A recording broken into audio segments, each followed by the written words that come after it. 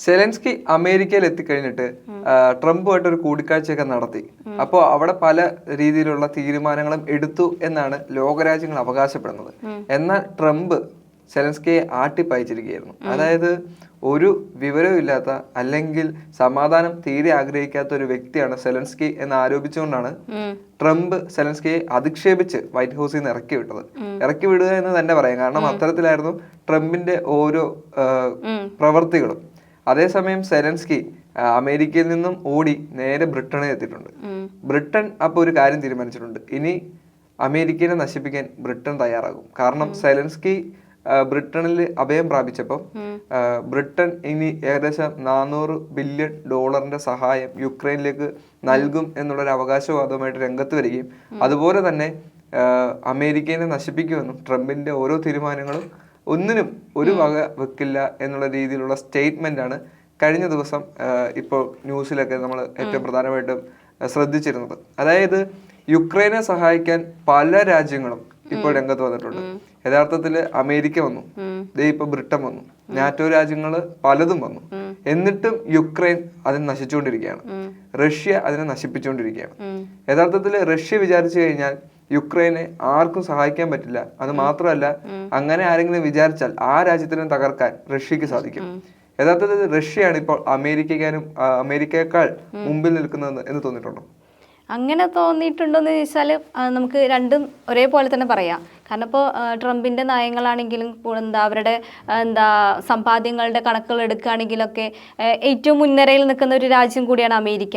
അപ്പോൾ അമേരിക്കയും റഷ്യയുമായിട്ട് കമ്പയർ ചെയ്യുമ്പോൾ നമുക്ക് അങ്ങനെ വേർതിരിവ് പറയാൻ പറ്റില്ല. കാരണം ഇവരെപ്പോഴും യുദ്ധം ചെയ്തിട്ട് മറ്റു രാജ്യങ്ങളെ കീഴ്പ്പെടുത്താൻ വേണ്ടി മാത്രം ശ്രമിക്കുന്ന ഒരു രാജ്യമാണ്. അപ്പോൾ ഇങ്ങനൊരു തീരുമാനം വന്നതിൽ നമുക്കങ്ങനെ പ്രത്യേകിച്ച് യഥാർത്ഥത്തില് റഷ്യ എന്നത് ലോകത്തിലെ തന്നെ ഏറ്റവും വലിയൊരു രാജ്യമാണ്. അതുപോലെ തന്നെ അമേരിക്ക ലോകരാജ്യങ്ങളിൽ ഏറ്റവും സമ്പന്നമായ രാജ്യം കൂടിയാണ്. അപ്പൊ ഈ രണ്ട് രാജ്യങ്ങൾക്കും അവരുടേതായിട്ടുള്ള കുറച്ച് പവറുകളുണ്ട്.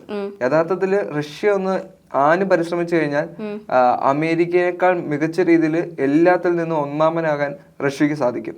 മാത്രമല്ല, ബ്രിക്സ് കൂട്ടായ്മ എന്ന് പറയുന്ന കൂട്ടായ്മ നാറ്റോ രാജ്യങ്ങളെക്കാൾ മുകളിൽ നിൽക്കുന്ന ഒരു കൂട്ടായ്മയാണ്. നാറ്റോ കൂട്ടായ്മയേക്കാൾ മുകളിൽ നിൽക്കുന്ന ഒരു കൂട്ടായ്മയാണ്. ആ ബ്രിക്സിൽ തന്നെ നമ്മുടെ ഇന്ത്യ അടക്കമുള്ള രാജ്യങ്ങൾ, Saudi Arabia, Russia, India, China തുടങ്ങിയ രാജ്യങ്ങളാണ്. അതായത് വൻ ശക്തികളുള്ള ഒരു രാജ്യമാണ് ബ്രിക്സ് കൂട്ടായ്മ. അപ്പോൾ ബ്രിക്സ് കൂട്ടായ്മയുടെ ഒരു സഹായത്തോടു കൂടി തന്നെ റഷ്യ പല രീതിയിലും വളർന്നുകൊണ്ടിരിക്കുകയും മാത്രമല്ല ഡോളറിനെ വെല്ലുന്ന രീതിയിലുള്ള നോട്ടുകൾ അടക്കം, അതായത് ഒരു പണമിടപാടുകൾ അടക്കം ഇനി കൊണ്ടുവരും എന്ന് അവകാശപ്പെടുന്ന സാഹചര്യത്തിൽ അതിനെല്ലാം എതിർക്കാൻ വേണ്ടിയും അതിനെ നശിപ്പിക്കാൻ വേണ്ടിയും ട്രംപ് പരിശ്രമിച്ചു. എന്നാൽ അദ്ദേഹത്തിന്റെ പരിശ്രമത്തെ പോലും റഷ്യ വകവെച്ചില്ല എന്നും അത് മാത്രമല്ല ട്രംപ് കൂടുതലായിട്ട് മറ്റു രാജ്യങ്ങളെ ഇങ്ങനെയുള്ള കുറെ നയങ്ങൾ കൊണ്ട് പിന്നോട്ട് നിർത്തുമ്പോൾ അതിനെ സ്വീകരിക്കാൻ അവിടെ വേറൊരു രാജ്യം കാത്തിരിപ്പുണ്ട് എന്നുള്ളൊരു അത് അവരുടെ ഒരു ബലം കൂടിയാണ് ഈ അമേരിക്കയെ എതിർക്കാൻ. മാത്രമല്ല, ഇപ്പോൾ റഷ്യയുടെ ഒരു സന്നാഹം, യുദ്ധസന്നാഹമാണെങ്കിലും ആയുധ സന്നാഹമാണെങ്കിലും എല്ലാം യുക്രൈൻ നശിപ്പിക്കാൻ വേണ്ടി കച്ചകെട്ടിറങ്ങിയ ഒരു സമയമായിരുന്നു അത്. അപ്പോൾ ഈ യുദ്ധത്തിനൊരു അവസാനം എത്തിക്കാൻ വേണ്ടിയായിരുന്നു ട്രംപ് ശ്രമിച്ചത്. ട്രംപിന്റെ ഒരു ശ്രമങ്ങൾ മുഴുവനും യുദ്ധം അവസാനിപ്പിക്കുക എന്നതിലപ്പുറം യഥാർത്ഥത്തിൽ യുക്രൈനെ ഏറ്റെടുക്കുകയും യുക്രൈനിലെ ധാതുലവണങ്ങൾ ആവശ്യമായിട്ട് വരിക എന്നുള്ളതാണ്. ആദ്യം യുക്രൈനെ യുദ്ധത്തിന് വേണ്ടി സഹായിച്ചത്, അതായത് ജോ ബൈഡന്റെ കാലഘട്ടത്തിൽ യുക്രൈനെ സഹായിച്ചത് അമേരിക്കയാണെന്നുള്ള ഒരു വാദം ഉയർന്നു വന്നിരുന്നു. അപ്പോൾ യഥാർത്ഥത്തിൽ അമേരിക്ക യുക്രൈനെ നല്ല രീതിയിൽ ലക്ഷ്യം വെക്കുകയും ചെയ്തിരുന്നു. അപ്പോൾ ഇപ്പോൾ ഒരു സമാധാനത്തിന് വേണ്ടി ട്രംപ് വിളിച്ചപ്പോൾ സെലൻസ്കിയെ അവിടെ എത്തിച്ച് നാണം കെടുത്തി വിട്ട ഒരു സാഹചര്യമാണ് നമ്മൾ മുന്നിൽ കണ്ടത്. അപ്പോൾ സെലൻസ്കിയോടുള്ള അദ്ദേഹത്തിന്റെ ഒരു വിദ്വേഷത എത്രത്തോളം ഉണ്ടെന്നും നമുക്ക് ക്ലിയർ ആയിട്ട് മനസ്സിലാക്കാൻ പറ്റും. അതായത് യുക്രൈനെ ഏറ്റെടുക്കുകയും വേണം, സെലൻസ്കിയെ ഇല്ലാതാക്കണം എന്നൊരു രീതിയിലാണ് ട്രംപിന്റെ പ്രവർത്തനങ്ങൾ ഓരോ നടന്നത്. ട്രംപിന്റെ നിലപാടുകളെല്ലാം അങ്ങനെയാണ്. സാമ്പത്തികപരമായിട്ട് നമ്മുടെ രാജ്യത്തെ എങ്ങനെ മുമ്പോട്ട് കൊണ്ടുപോകാം എന്ന ലക്ഷ്യം മാത്രമേ ഉള്ളൂ. അവിടെ അതിനകത്ത് ഒരു സഹതാപമോ ഒന്നും തന്നെ ഇല്ല, ഒന്നും തന്നെ നോക്കുന്നില്ല. അതുകൊണ്ടാണ് ഇങ്ങനെ ഒരു തീരുമാനം, ഇങ്ങനെ പായിക്കേണ്ടി വന്നൊരു തീരുമാനം അദ്ദേഹം എടുത്തത്. അതിൽ നമുക്കൊന്നും അതിശയിക്കാനും ഇല്ല. അദ്ദേഹത്തിന്റെ ഭാഗത്ത് നിന്ന് ഇത്തരത്തിലുള്ള മറുപടി മാത്രമേ ലഭിക്കുകയുള്ളൂ. യഥാർത്ഥത്തില് ആ ഒരു ആ ഒരു മറുപടി കാരണമായിരിക്കാം സെലൻസ്കിനെ സ്വാഗതം ചെയ്യാൻ ബ്രിട്ടൻ ഇപ്പോൾ ഒരുങ്ങി കഴിഞ്ഞിരിക്കുന്നത്.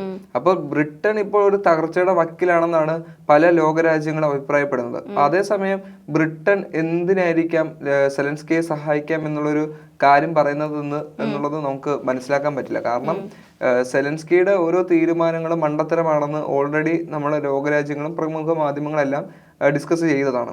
അതേസമയം ബ്രിട്ടൻ ഈ സെലൻസ്കിയെ എന്തിനു സഹായിക്കണം എന്നുള്ളത് നമുക്ക് മനസ്സിലാക്കാൻ സാധിക്കുന്നില്ല. അതേസമയം 50% ധാതുലവണങ്ങൾ അമേരിക്കയ്ക്ക് നൽകാമെന്നുള്ള ഒരു പത്രത്തില് സെലൻസ്കി ഒപ്പ് വെച്ചതുമാണ്. അപ്പം ഇനി ബാക്കി 50% ബ്രിട്ടന് കൊടുക്കേണ്ടി വരുമോ എന്നുള്ള കാര്യം വ്യക്തമാകുന്നില്ല. യഥാർത്ഥത്തിൽ യുക്രൈന് വേണ്ടി ഇപ്പോൾ യുക്രൈൻ മണ്ണിൽ ഒന്നും തന്നെ ഇല്ല. അമേരിക്കയാണെങ്കിൽ പകുതി കൊണ്ടുവന്നു, ഇനി ബാക്കി പകുതി നമ്മൾ മിക്കവാറും ബ്രിട്ടൻ ഏറ്റെടുക്കും എന്നുള്ള ഒരു അവസ്ഥയായിരിക്കും അവിടെ കാണാൻ സാധിക്കുന്നത്. തീർച്ചയായിട്ടും അങ്ങനെ ഒരു അവസ്ഥയാണ് ഇനി മുമ്പോട്ട് വരുന്നതെങ്കിൽ അത് യുക്രൈൻ എന്ന് പറയുന്ന സ്ഥലത്തെ ഇല്ലാതാക്കാനും അങ്ങനെ ഒരു രാജ്യം തന്നെ ഇനി ലോകത്ത് ഇല്ലാതാക്കാനുള്ള പ്രധാനപ്പെട്ട ഒരു കാരണമാകും. അപ്പോൾ സെലൻസ്കി തീരുമാനിച്ചിട്ടുള്ള പല കാര്യങ്ങളും ഇനി ബ്രിട്ടൻ ആയിരിക്കും നടപ്പാക്കാൻ പോകുന്നത്. അല്ലെങ്കിൽ ബ്രിട്ടന്റെ തീരുമാനങ്ങൾ സെലൻസ്കി മുൻനിർത്തി കളിക്കാനുള്ള കളിയായിരിക്കും നമുക്ക് കാണാൻ പോകുന്നത്. അതായത് ഒരു 3ാം ലോക മഹായുദ്ധത്തിന് വേണ്ടിയുള്ള ഒരു പ്ലാനാണ് ഇവരൊക്കെ ഇപ്പോൾ ഇടുന്നത്. സെലൻസ്കി അമേരിക്ക പുച്ഛിച്ചു വിട്ടപ്പോൾ സെലൻസ്കി നേരെ ബ്രിട്ടനിലേക്ക് ചെന്നു. ബ്രിട്ടൻ ഇപ്പോൾ തകർന്നുകൊണ്ടിരിക്കുന്ന അവസ്ഥയിലും അമേരിക്കനെ തകർക്കാൻ വേണ്ടി അവരുടെ സർവ്വസന്നാഹവുമായി ഒരുങ്ങി നിൽക്കുകയാണെന്നുള്ള ഒരു റിപ്പോർട്ടാണ് ഇപ്പോൾ പുറത്തു വരുന്നത്. യഥാർത്ഥത്തിൽ ഇപ്പൊ ജോസിൻ പറഞ്ഞ പോലെ തന്നെ ഒരു യുദ്ധത്തിലോട്ടുള്ള പോക്ക് ഇനി അത് എത്രമാത്രം ഇനി ഏതൊക്കെ രാജ്യങ്ങളെ ബാധിക്കുമെന്നുള്ളത് നമുക്ക് പറയാൻ പറ്റില്ല. ഇനി ചിലപ്പോൾ ഈ ഒരു പിൻബലത്തോടു കൂടി ഇനി അമേരിക്ക എന്ന രാജ്യത്തെ ഇല്ലാതാക്കാൻ വരെ ഇനി പ്ലാനുകൾ വരാം. ശരിക്കും പറഞ്ഞാൽ ഈ ഒരു സാഹചര്യത്തിൽ മുന്നോട്ട് വയ്ക്കുകയാണെങ്കിൽ തന്നെ നമുക്ക് പറയാൻ പറ്റുന്ന ഒരു കാര്യം കൂടിയാണ് ഇപ്പം അത്.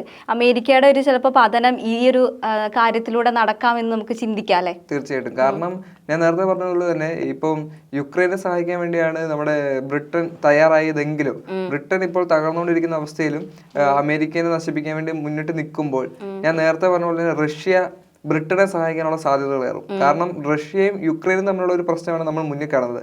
യഥാർത്ഥത്തിൽ ബ്രിട്ടനുമായിട്ട് വലിയ പ്രശ്നങ്ങളൊന്നും തന്നെ റഷ്യക്കില്ല.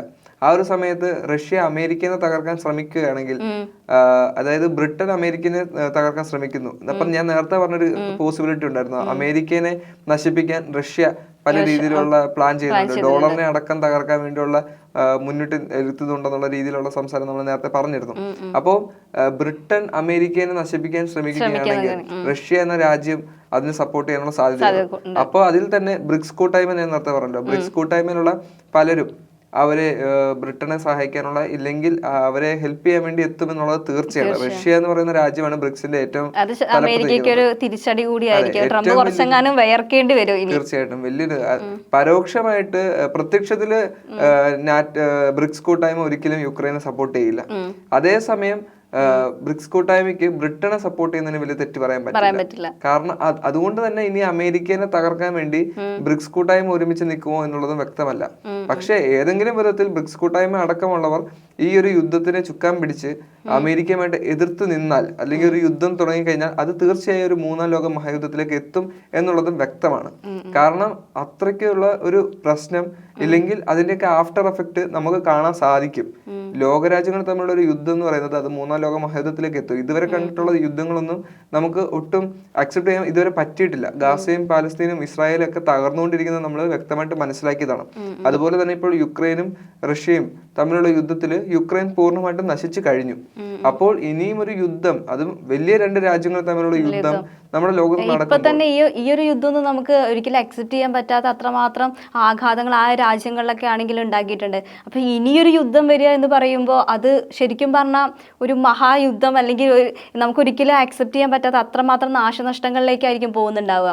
ഇനിയിപ്പോൾ അമേരിക്കയ്ക്കെതിരെയാണെങ്കിലും തന്നെ അതൊരിക്കലും നമ്മളെയും ഒന്നും അത് എത്രമാത്രം അവിടെ ബാധിക്കും. ശരിക്കും നമുക്ക് ഇന്ത്യയിലും കൂടെ നമ്മളെയും കൂടെ അത് ബാധിക്കുന്ന ഒരു തരത്തിലുള്ളതായിരിക്കും ആ യുദ്ധം പോകുന്നത്. ഇപ്പോൾ ഇനി വരുന്ന യുദ്ധം തന്നെ നമ്മൾ ഇന്ത്യക്കാരെയും കൂടെ ബാധിക്കാനുള്ള ചാൻസ് കൂടുതലാണ്. കാരണം അമേരിക്ക എന്ന് പറയുമ്പോൾ അമേരിക്കയുടെ പല നയങ്ങളും നമ്മളെ സംബന്ധിച്ച് നിർണായകരമായിട്ടുള്ള കാര്യങ്ങളാണ്. ഇപ്പം അദ്ദേഹം ഇടുന്ന ഇപ്പോൾ തിരുവയുടെ കാര്യത്തിലാണെങ്കിലും മറ്റേത് കാര്യത്തിലാണെങ്കിലും തന്നെ ഇപ്പോൾ ഒരു ഡോളറിൻ്റെ കാര്യത്തിൽ എന്തിലാണെങ്കിലും അദ്ദേഹത്തിൻ്റെ ചില നിലപാടുകൾ നമ്മളെയും കൂടി കൂടുതൽ ബാധിക്കുന്നുണ്ട്. അപ്പോൾ അമേരിക്ക എന്നൊരു രാജ്യത്തെ മറ്റ് രാജ്യക്കാർ യുദ്ധത്തോടെ കൂടി കാണുമ്പോൾ നമ്മളെ അത് കൂടുതലായിട്ട് ബാധിക്കും എന്നുള്ളതൊരു ആശങ്കപരമായിട്ടുള്ള ഒരു കാര്യം കൂടിയാണ്. ആശങ്ക എന്നല്ല, അത് തീർച്ചയാണ്. കാരണം ഒരു 3ാം ലോക മഹായുദ്ധം ഇനി ലോകത്ത് അരങ്ങേറി കഴിഞ്ഞു കഴിഞ്ഞാൽ അത് ഇന്ത്യ അടക്കമുള്ള എല്ലാ രാജ്യങ്ങൾക്കും വലിയ ഭീഷണി ഉയർത്തുമെന്നുള്ളത് തീർച്ചയാണ്. പട്ടിണിയും ദാരിദ്ര്യവും നമ്മുടെ രാജ്യത്തും കടന്നുകൂടും.